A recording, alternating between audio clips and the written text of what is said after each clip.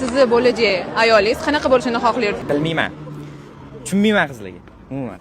Oyim topganiga uylanaman bo'ldi. Uchun gapga kirish kerak-da. Insonlar chiqma deyaptimi, chiqmasligi kerak ko'chaga. Uyda o'tirgan qiz bo'lsa bo'ldi.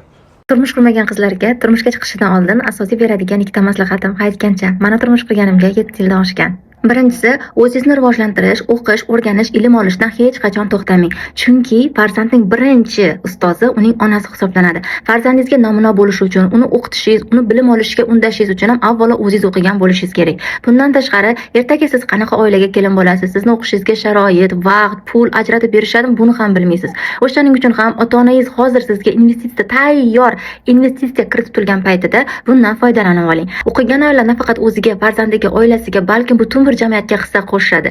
Nima uchun ayollarning o'qishini xohlashmagan? Chunki ayollar o'qigan jamiyat oldindan tarixdan eng kuchli jamiyat hisoblangan. Ikkinchisi esa maqsadlari aniq bo'lgan insonni tanlang va mana shu maqsadlar ichida sizni baxtli qilishni, sizni rivojlantirishni niyat qilgan insonni tanlang. Chunki ba'zi qizlarda ko'raman, yaxshi ko'raman deb, uyda o'tirasan, o'qimaysan, ishlamaysan deb har xil shartlar qo'yib tashlaydigan yosh bola pozitsiyasidagi insonni tanlab, keyin esa afsuslanib o'tirishadi. Ishoning, bunaqa inson bilan siz ham farzandingiz ham hech qachon rivojlana olmaysiz.